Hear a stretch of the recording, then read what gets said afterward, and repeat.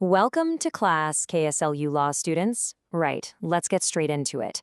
Today, we are tackling a massive, heavyweight topic in constitutional law: freedom of trade, commerce, and intercourse. Specifically, we'll be covering Articles 301 through 304.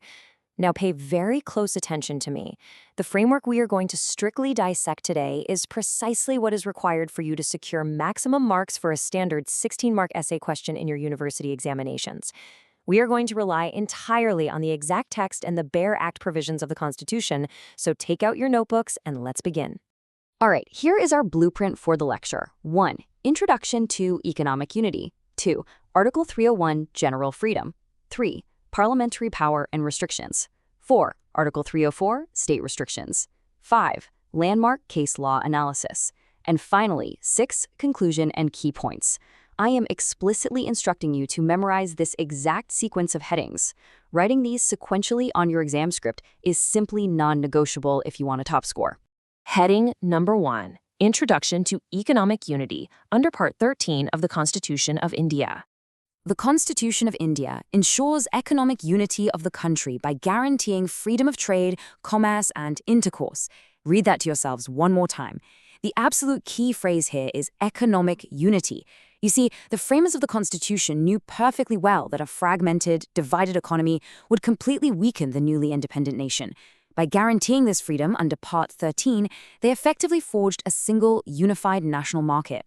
I want you to ensure that this exact sentence is the opening line of your answer booklet. It will immediately impress the evaluator. Moving to the statutory provisions. Heading 2, Article 301, General Freedom. The general rule of trade and commerce. Let's look at the definition. Article 301 provides that trade, commerce, and intercourse throughout the territory of India shall be free. It ensures the free movement of goods and services, promoting economic integration. Okay, so this is your baseline. This is your general rule. However, note this down very carefully. You must explicitly state in your exam that this freedom is not absolute. The drafters were highly pragmatic. This general freedom is entirely subject to the restrictions laid out in Articles 302 to 304. Which logically brings us to our next heading. Use this exact heading to transition your answer. 3. Parliamentary Power and Restrictions. Exceptions under Articles 302 and 303. Article 302 outlines the power of Parliament to impose restrictions. The rule is that Parliament may impose restrictions on trade and commerce in the public interest. This ensures flexibility for national needs like security and economic stability. Now, Parliament wields massive power here.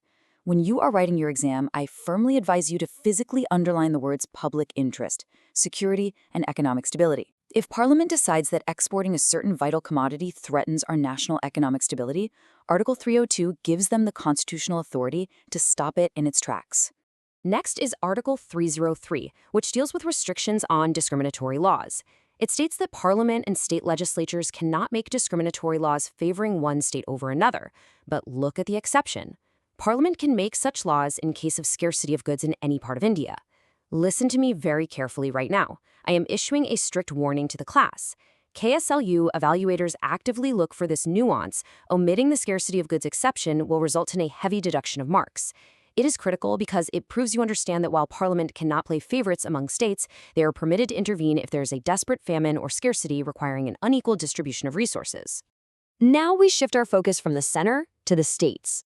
Heading 4, Article 304, State Restrictions. The power of state legislatures. We must perform a strict classroom dissection here to compare these two clauses. Under Article 304A, states can impose a tax on goods imported from other states, but such tax must not discriminate between imported and local goods. Versus Article 304B, where states may impose reasonable restrictions in public interest, but prior sanction of the president is required. The crucial scoring point here is the comparison. Clause A is simply about non-discriminatory taxation, meaning Karnataka can tax goods arriving from Maharashtra provided Karnataka taxes its own identical local goods at the exact same rate. But for Clause B, if a state wants to impose broader, reasonable restrictions, you absolutely must write that prior sanction of the president is required. Without that presidential sanction, the state law is completely invalid. All right, moving to Heading 5, Landmark Case Law Analysis.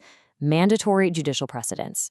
Let me remind you, writing bare acts without discussing judicial precedents will never, ever fetch a first-class mark in a KSLU examination. The Supreme Court stated, Freedom under Article 301 includes free movement of trade without barriers. That is the landmark judgment of Atiabari Tiko v. State of Assam. Let's pause and mandate a deep dive into this case. What are the brief facts? The state of Assam passed the Assam Taxation Act, which levied a tax on tea that was merely being carried by road or inland waterways through the state. It wasn't being sold in Assam, it was just in transit. The Supreme Court's ratio descendendi here was monumental. They held that any tax that operates directly and immediately on the movement of trade acts as a barrier, and is thus a violation of Article 301. The absolute relevance of this case is that it established the core meaning of Article 301, that free means free from direct geographical barriers to movement. When you write this in your exam, I want you to write this case law in a separate boxed format on the page. It immediately grabs the evaluator's attention. Our next mandatory precedent states, regulatory measures, like taxes for roads, are valid if they facilitate trade. This is Automobile Transport Rajasthan Limited v. State of Rajasthan. Let's unpack the background. Rajasthan imposed a motor vehicles tax. Transporters challenged it, citing the Atiabari case we just discussed, claiming it was a barrier to free movement. But the Supreme Court clarified its stance. The final verdict, the ratio decidendi, introduced the concept of compensatory and regulatory taxes. The court said if a state collects a tax to maintain roads and build bridges, that tax actually facilitates trade. It does not restrict it. This brilliantly illustrates the absolute relevance of this case.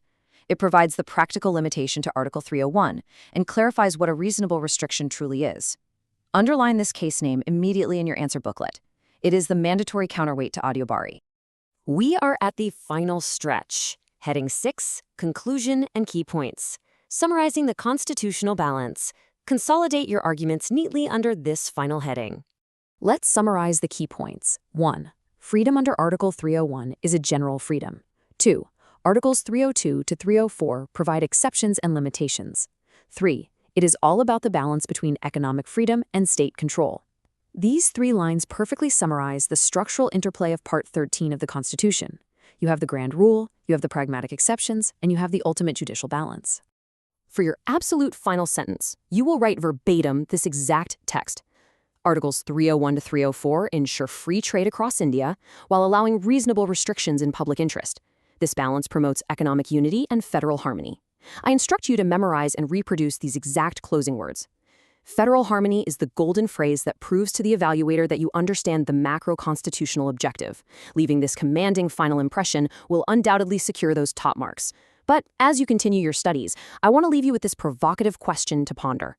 In an era where individual states are demanding more and more economic autonomy, is the federal harmony envisioned by the framers in 1950 still protecting us from economic fragmentation today, or is it slowly suffocating the financial independence of our modern states? Think deeply on that. Class dismissed, and good luck with your exams.